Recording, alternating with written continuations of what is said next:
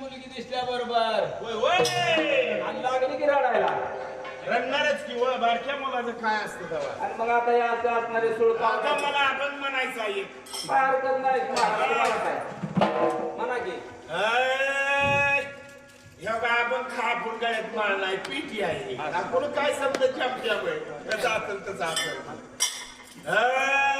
गोळी श्यामा नको नको मला गुंतो जाया जाळे नको नको मला गुंतो माया जाळे